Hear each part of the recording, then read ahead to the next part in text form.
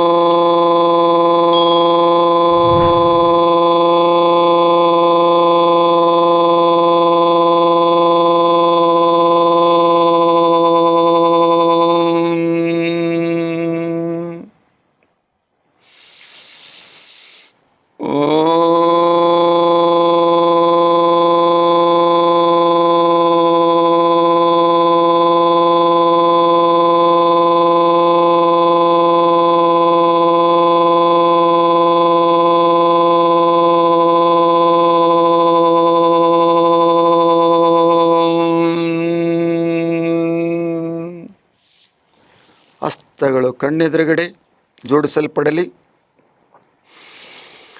ಕರಾಗ್ರೇ ವಸತೆ Lakshmi, ಕರಮಧ್ಯೆ Saraswati, ಕರಮೂಲೆ ಸ್ಥಿತೆ Gauri, ಪ್ರಭಾತೆ ಕರದರ್ಶನಂ.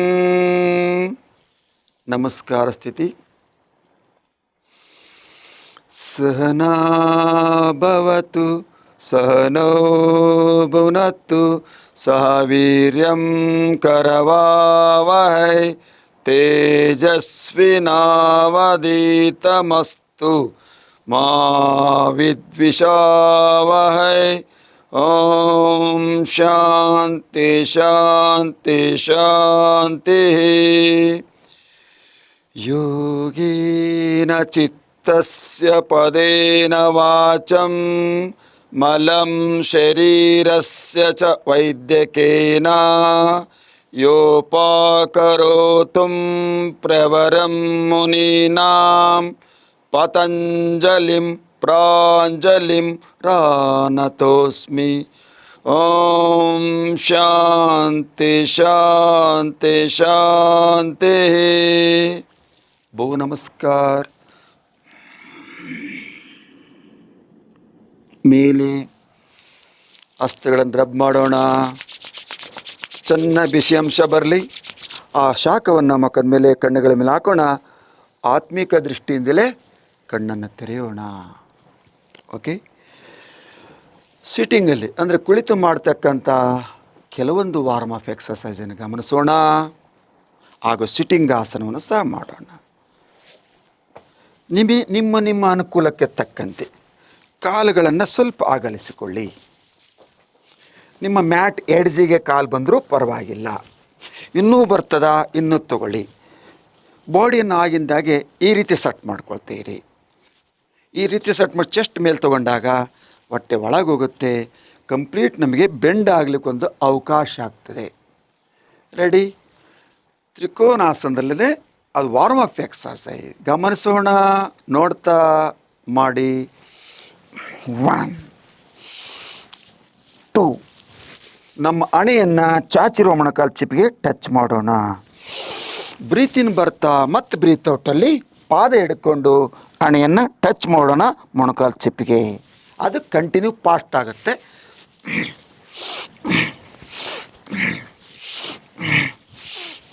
10 count. 5 6 7 8 9 10. ವಾಪಸ್. ಈ side to side ಮಾಡತಕ್ಕಂಥ ವಾರ್ಮ್ ಅಪ್ ಎಕ್ಸೈಸಿಂದ ಆಗುವ ಲಾಭಗಳನ್ನು ನೀವು ಗಮನಿಸಿದ್ದೀರಾ? ಈ ರೀತಿ ಇದ್ದಾಗ ಡೌನ್ ಆಗ್ತೀರಾ, ನಮ್ಮ ಹೊಟ್ಟೆ ಕ್ರಾಸ್ ಆಗುವ ಕಾರಣ ಇಲ್ಲಿ ತೊಡೆಗೆ ಹೊಟ್ಟೆ ಒತ್ತುವ ಕಾರಣ ಪವನ ಮುಕ್ತ ಆಸನದ ಲಾಭ ಸಿಗುತ್ತೆ. ಅಂದರೆ ಹೊಟ್ಟೆ ಒಳಗೆ ಹೋಗ್ತಾ ಹೋಗ್ತಾ ನಮ್ಮದೇ ತೊಡೆಯಿಂದ ನಮ್ಮದೇ ಹೊಟ್ಟೆ ಒಳಗೆ ಹೋಗ್ತಾ ಇಚ್ಚಕ್ತಾ ನಮ್ಮಲ್ಲಿರ್ತಕ್ಕಂಥ ಫ್ಯಾಟು ಬರ್ನ್ ಆಗ್ತದೆ. ಮತ್ತು ಈ ರೀತಿಯೂ ಅಷ್ಟೇ, ಇದೇ ರೀತಿ ನಾವು ಮಾಡ್ತಾ ಹೋದರೆ ಈ ಹೊಟ್ಟೆಯ ಭಾಗ ಇಲ್ಲಿ ಟಚ್ ಆಗೋದ್ರಿಂದ ತೊಡೆಗೆ ಇದು ಸಹ ಆಗುತ್ತೆ. ಆಗ ತಿರುಗಿಸ್ತಾ ಹೋಗ್ತೀವಿ, ಆಗ ಹೊಟ್ಟೆ ತಿರುಗ್ತಾ ಬೊಜ್ಜು ಫ್ಯಾಟ್ ಅಂತೀವಿ, ಕೊಲೆಸ್ಟ್ರಾಲ್ ಅಂತೀವಿ, ಕೊಬ್ಬು ಅಂತ ಬೆಳೆಸ್ತೀವಿ. ಅದು ಕರಗಿಸ್ಕೊಳ್ಳಿಕ್ಕೆ ಉತ್ತಮವಾದ ಒಂದು ವಾರ್ಮ್ ಅಪ್ ಎಕ್ಸಸೈಸ್. ಹಾಗೆ ಇಲ್ಲಿ ಒಂದು ಇಂದಿನ ಕಾಲದಲ್ಲಿ ನಿಮ್ಮ ತಂದೆ ತಾಯಿಗಳಾಗಿರ್ಬೋದು, ಅಜ್ಜ ಅಜ್ಜಿಗಳಾಗಿರ್ಬೋದು, ಮನೆ ಕೆಲಸದಲ್ಲೇ ಸಾಕಷ್ಟು ಆಸನಗಳನ್ನು ಮಾಡಿ ಆರೋಗ್ಯನ ಹೊಂದ್ತಾ ಇದ್ದರು. ಹೇಗೆ ನೋಡೋಣ. ಮೊದಲನೇ ಆಸನ ಈ ರೀತಿ ಇರ್ತೀವಿ, ನೋಡಿದರೆ ಗೊತ್ತಾಗ್ತದೆ, ಯಾರಾದರೂ ಹೇಳ್ಬೋದು ಹೆಸರನ್ನು. ಈಗಿರ್ತೀವಿ, ಈಗ ಮಾಡ್ತಾ ಹೋಗ್ತೀವಿ. ಅಂದರೆ ಒಂದು ಮಡಿಕೆ ಇದೆ, ದೊಡ್ಡದೊಂದು ಸ್ವಾರಿ ಅಂತ ಹೇಳ್ತೀವಿ, ಪಾತ್ರೆ ಅಂತ ಬಳಸ್ಬೋದು. ಇಂದಿನ ಕಾಲದಲ್ಲಿ ಕಡಗೋಲ ಅಂತ ಬರ್ತಿತ್ತು. ಕಡಗೋಲನ ಒಂದು ಸೋರೆಯಲ್ಲಿ ಅಂದರೆ ಮಣ್ಣಿನ ಮಡಿಕೆಯಲ್ಲಿ, ದೊಡ್ಡದ ಮಡಿಕೆಯಲ್ಲಿ ಮೊಸರು ಹಾಕಿಬಿಟ್ಟು ಎಪ್ಪಾಗಿರ್ತಕ್ಕಂಥ ಮೊಸರನ್ನು ಕಡಗೋಲು ಕಟ್ಟಿ ಹಗ್ಗ ಕಟ್ಟಿ ಎಳಿತಾ ಇದ್ದರು. ಈ ರೀತಿಯಾಗಿ ಇದು ನಿಂತು ಮಾಡ್ಬೋದು, ಕುಳಿತು ಮಾಡ್ಬೋದು. ಗಮನಿಸಿ, ಮೊಸರನ್ನು ಕಡೆದು ಬೆಣ್ಣೆಯನ್ನು ತೆಗೆದು ಮಜ್ಜಿಗೆಯನ್ನು ಮಾಡ್ತಕ್ಕಂಥ ವಿಧಿವಿಧಾನ ನೋಡಿ. ಈಗ ಮಾಡಿದಾಗ ನಮ್ಮ ತೋಳ್ಬಲಕ್ಕೆ ಒಳ್ಳೆ ಎನರ್ಜಿ ಸಿಗ್ತದೆ. ಆಗ ಹೊಟ್ಟೆನೂ ಬೊಜ್ಜು ನಿವಾರಣೆ ಆಗ್ತದೆ. ಮೊಸರು ಕಡಿಯುವ ವಿಧಾನ.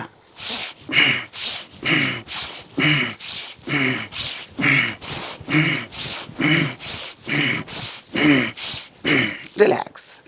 ಬೊಜ್ಜು ಕರಗ್ತು, ಕೈಯಲ್ಲಿ ಫಿಟ್ನೆಸ್ ಬಂತು.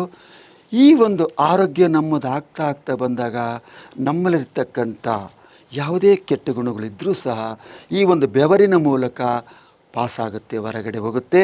ಟ್ಯಾಕ್ಸನ್ಸ್ ಅಂತೀವಲ್ಲ, ಅದು ಹೋಗಿ ಕಂಪ್ಲೀಟಾಗಿ ಆಧ್ಯಾತ್ಮಿಕದೆಡೆಗೆ ಅವನು ಪಾದಾರ್ಪಣೆ ಮಾಡಲಿಕ್ಕೆ ಖಂಡಿತವಾಗಿ ಎಲ್ಪ್ ಆಗ್ತದೆ. ಇನ್ನು ಇದಾದ ಮೇಲೆ ಎರಡನೇದು, ಈಗೆಲ್ಲ ಮಿಷಿನ್ಗಳು ಬಂದಿದ್ದಾವೆ.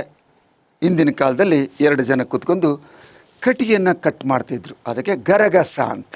ಇದು ಸಹ ಒಂದು ಹೆಸರು ಅಷ್ಟೇ. ಇವೆಲ್ಲವೂ ಆರೋಗ್ಯಕ್ಕೆ ಬೇಕಾ. ಗರಗಸ ಇಬ್ಬರು ಹಿಡ್ಕೊಳ್ತಾರೆ, ಆ ಕಡೆ ಒಬ್ರು ಕುಂತಿರ್ತಾರೆ, ಈ ಕಡೆ ಒಬ್ರು ಕುಂತಿರ್ತಾರೆ. ದೊಡ್ಡದಾದ ಗರಗಸದಿಂದ ವುಡ್ಡನ್ನು ಮರವನ್ನು ಕಟ್ ಮಾಡ್ಕೊಳ್ತಾರೆ. ಬ್ರೀತ್ ಇನ್, ಬ್ರೀತ್ ಔಟ್.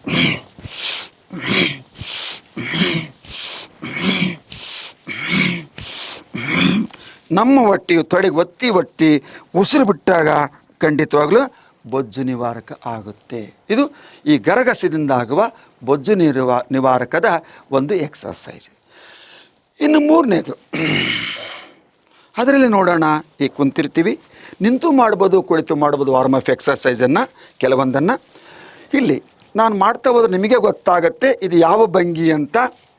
ಬಾಯಿ ಒಳಗೆ ನೀರು ಸೇರ್ತಕ್ಕಂಥದ್ದು. ಕಡಗೋಲು ಅಂತ ಹಾಕಿರ್ತಿದ್ರಲ್ಲಿ, ಇದು ಕಡಗೋಲು. ಇದಾದರೆ ಇದು ಗಡ ಅಂತ ಬಳಸ್ತಿದ್ರು. ಬಾವಿ ಒಳಗೆ ಹಗ್ಗದಿಂದ ತುಂಬಿದ ಬಾವಿಯಿಂದ ನೀರನ್ನು ಸೆಳೆಯತಕ್ಕಂಥದ್ದು. ಉಸಿರಾಟಕ್ಕೆ ಯಾವತ್ತೂ ವಿಶ್ರಾಂತಿನೇ ಇಲ್ಲ. 24/7 ಆಡ್ತಿರ್ತದೆ. ಅದರ ಕ್ರಮಬದ್ಧವಾಗಿ ನಾವು ಹೆಚ್ಚಾಗಿ ಶ್ವಾಸ ತಗೊಂಡು ಹೆಚ್ಚಾಗಿ ಉಸಿರು ಬಿಟ್ಟಾಗ ಎಕ್ಸಸೈಸಿನ ಮೂಲಕ ಖಂಡಿತವಾಗ್ಲೂ ನಮಗೆ ಆರೋಗ್ಯ ಪ್ರಾಪ್ತಿ ಲಭ್ಯವಾಗ್ತದೆ. ನೀರು ಸೇದುವುದು ಬಾವಿಯಿಂದ. ಇದಕ್ಕೂ ಅಷ್ಟೇ, ನಮ್ಮ ತೋಳುಬಲಗಳು ಮಜಬೂತಾಗ್ತವೆ. ಮತ್ತೆ ಮಧ್ಯದಲ್ಲಿ ರಿಲ್ಯಾಕ್ಸ್ ಮಾಡಬೇಕು, ಕೆಲವು ಸೆಕೆಂಡ್ಸು ಅಥವಾ 2ರಿಂದ 4 ಉಸಿರಾಟ ದೀರ್ಘವಾಗಿ.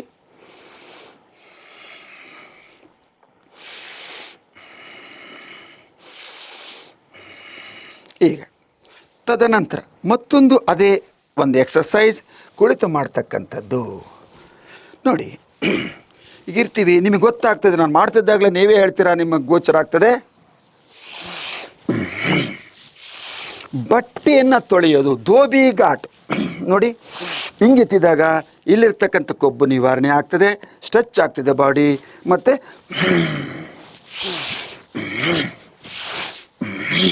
ಇಲ್ಲಿ ಹೊಟ್ಟೆನೂ ಪ್ರೆಸ್ ಆಗ್ತದೆ.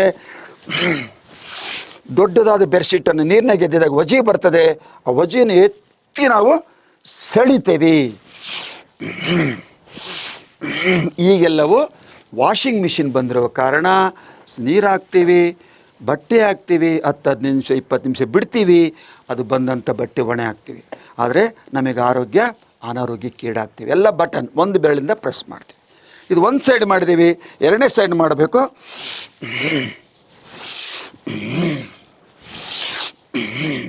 ಬೆಡ್ಶೀಟ್ ಎತ್ತುವಾಗ ವಜಿ ಬರೋದ್ರಿಂದ ಉಸಿರು ತಗೊತೀವಿ.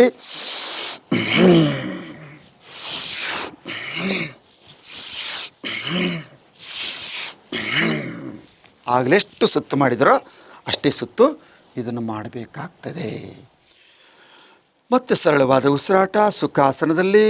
ಸುಖಾಸನದ ಈ ರೀತಿ ಇರ್ತದೆ, ಯಾವ ಕಾಲ ಮೇಲೆ ಯಾವ ಕಾಲು ಹಾಕೋದಿಲ್ಲ.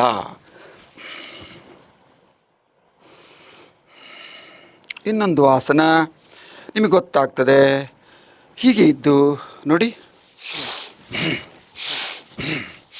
ಈಗ ಗೊತ್ತಾಗಿರ್ಬೋದು ತಮಗೆ, ಒನಕೆಯಿಂದ ಕುಟ್ಟುವುದು ಅಥವಾ ಕಾಲು ಅಗಲನೂ ಮಾಡ್ತಿದ್ರು ಅವರು. ಇಲ್ಲಿ ಒರಳಿದೆ, ಅದ್ರಾಗ ದವಸ ಧಾನ್ಯ ಹಾಕ್ತಿದ್ರು, ಕಾಳುಗಳನ್ನು ಒಣಕೆ ಹಿಡ್ಕೊಳ್ತಿದ್ರು. ಬ್ರೀತ್ ಇನ್ ನೋಡಿ, ಇಲ್ಲಿಂದ ಸಂಪೂರ್ಣ ಜಗ್ತಲ್ಪಡ್ತದೆ. ಬ್ರೀತ್ ಔಟ್, ಒಣಕೆಯಿಂದ ಕುಟ್ಟುವುದು ಒರಳಲ್ಲಿರ್ತಕ್ಕಂಥ ಕಾಳುಗಳನ್ನು. ಈಗೆಲ್ಲ ಮಿಷಿನ್ಗಳು ಬಂದಿದ್ದಾವೆ, ಮಿಲ್ಗಳು ಬಂದಿವೆ, ಮಿಕ್ಸರ್ ಬಂದಿದೆ. ಹೀಗಾಗಿ ಅದೆಷ್ಟೋ ದೂರ ಆಗ್ತಾಯಿದೆ ಒನಕೆಯಿಂದ ಕುಟ್ತಕ್ಕಂಥದ್ದು.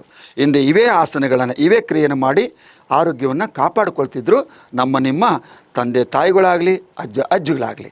ಇವತ್ತು ಆ ಮಿಷಿನರಿ ಕಡಿಮೆ ಆಗ್ತಿರೋ ಕಾರಣ ನಮಗೆಲ್ಲ ಗ್ರೈಂಡರ್, ಮಿಕ್ಸರ್, ಬಟ್ಟೆ machine ready, washing machine.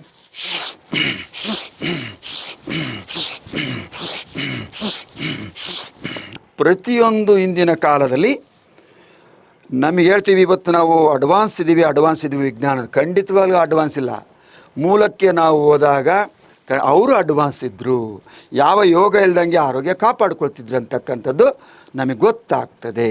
Okay, ಮತ್ತೆ ವಾಪಸ್ ಬರೋಣ, ಇದೇ ಸ್ಥಿತಿ ಕೂತ್ಕೊಳ್ಳೋಣ, ರಿಲ್ಯಾಕ್ಸ್ ಮಾಡ್ಕೊಳ್ಳೋಣ.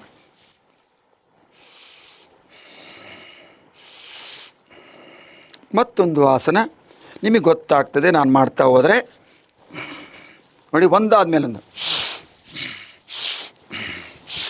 ಬ್ರೀತ್ ಇನ್, ಬ್ರೀತ್ ಔಟ್, ಬ್ರೀತ್ ಇನ್, ಬ್ರೀತ್ ಔಟ್. ಇದು ಗೊತ್ತಾಗ್ತದೆ. ಖಾರ ಪುಡಿ ಕುಟ್ಟುವ ಮಿಷಿನ್ನು. 2 ಆರಿಕೋಲ್ ಇಟ್ಟಿರ್ತಾರೆ, ಒಣೆ ಮೆಣಸಿಕಾಯಿ ಹಾಕ್ತಾರೆ. ಇವತ್ತು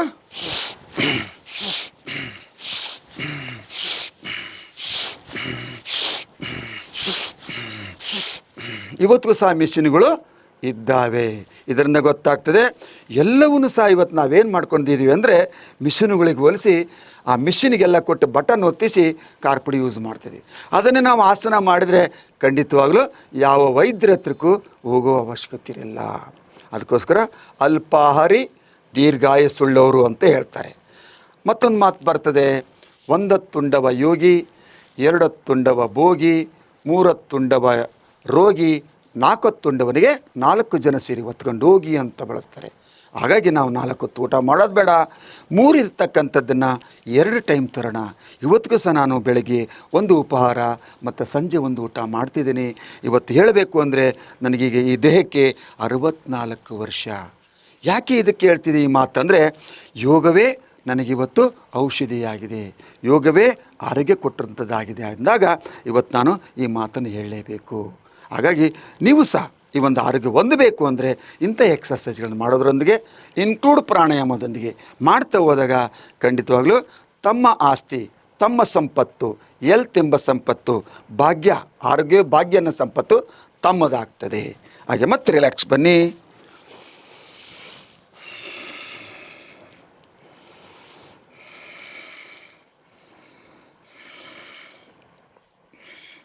ಹಾಗೆ ಕಾಲನ್ನು ಚಾಚ್ತೀವಿ. ಅಲ್ಲೇ ಕುಳಿತುಕೊಂಡು 1 ಅಥವಾ 2 ಅದೇ ವಾರ್ಮ್ ಅಪ್. ಹೇಗೆ ಕುಳಿತು ಮಲಗಿ ಮಾಡುವ ವಾರ್ಮ್ ಅಪ್ ಎಕ್ಸಸೈಸ್. ರೆಡಿ?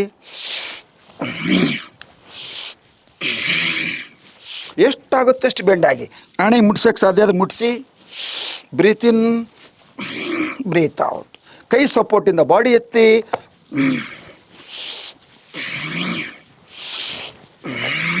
ಸಾಧ್ಯವಾದಷ್ಟು ಹಿಂದಕ್ಕೆ ಹೋಗಿ. ಇಲ್ಲೂ ಸಹ ನಿಮ್ಮ ಹೊಟ್ಟೆ ಸರಿದಾಡೋದ್ರಿಂದ ಬೊಜ್ಜು ನಿವಾರಕ. ಒಂದು ಮಾತು ಬರ್ತದೆ, ಈ ದೇಹದಲ್ಲಿ 3 ಭಾಗಗಳನ್ನಾಗಿ ವಿಂಗಡಿಸಿದ್ದಾರೆ. ಕಾಶ್ಮೀರಕ್ಕೆ ಕಾಲಿಗೆ ಹೋಲಿಸಿದ್ದಾರೆ, ಕನ್ಯಾಕುಮಾರಿಗೆ ತಲೆಗೆ ಹೋಲಿಸಿದ್ದಾರೆ, ಮಧ್ಯಪ್ರದೇಶ ಹೊಟ್ಟೆಗೆ ಹೋಲಿಸಿದ್ದಾರೆ. ಕನ್ಯಾಕುಮಾರಿ ಮತ್ತು ಕಾಶ್ಮೀರ ಚೆನ್ನಾಗಿರಬೇಕು ಅಂದರೆ ಮಧ್ಯಪ್ರದೇಶ ಚೆನ್ನಾಗಿರಬೇಕು. ಯಾವುದೇ ಕಾರಣಕ್ಕೂ ಚೆಸ್ಟಿನ ಹಿಂದಿರಬೇಕೇ ಹೊರ್ತು ಒಟ್ಟಿ ಚೆಸ್ಟಿನ ಎದೆಯ ಭಾಗ ಮುಂದೆ ಹಿಂಗೆ ಬಂತು ಅಂದರೆ ರೋಗ ಸಜ್ಜು. ಅದಕ್ಕೊಂದು ಸ್ಲೋಗನ್ ಹೇಳಿದ್ದೀನಿ, ಬೊಜ್ಜು ರೋಗಕ್ಕೆ ಸಜ್ಜು, ಆ ಬೊಜ್ಜು ಮುಂದುವರಿತಾ ಹೋದರೆ ಸಾವಿಗೆ ಸಜ್ಜು ಅಂತ.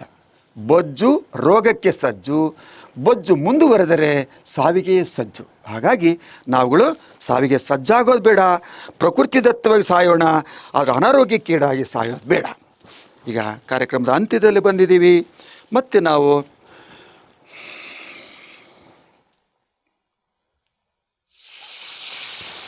ಗುರು ಬ್ರಹ್ಮ ಗುರುರ್ವಿಷ್ಣು ಗುರುದೇವೋ ಮಹೇಶ್ವರ ಗುರು ಸಾಕ್ಷಾತ್ ಪರಬ್ರಹ್ಮ ತಸ್ಮೈ ಶ್ರೀ ಗುರುವೇ ನಮಃ. ಓಂ ಶಾಂತಿ ಶಾಂತಿ ಶಾಂತಿ. ಲೋಕ ಸಮಸ್ತ ಸುಖಿನೋ ಭವಂತು, ಲೋಕ ಸಮಸ್ತ ಸುಖಿನೋ ಭವಂತು, ಲೋಕ ಸಮಸ್ತ ಸುಖಿನೋ ಭವಂತು. ಓಂ ಶಾಂತಿ ಶಾಂತಿ ಶಾಂತಿ. ಓ ನಮಸ್ಕಾರ. ಮೇಲೆ ಹಸ್ತಗಳು ರಬ್ ಮಾಡೋಣ, ಮಸಾಜ್. ಆತ್ಮಿಕ ದೃಷ್ಟಿಯಿಂದ ಕಣ್ಣುಗಳನ್ನು ತೆರೆಯೋಣ. ಎಲ್ರಿಗೂ ಶುಭವಾಗಲಿ.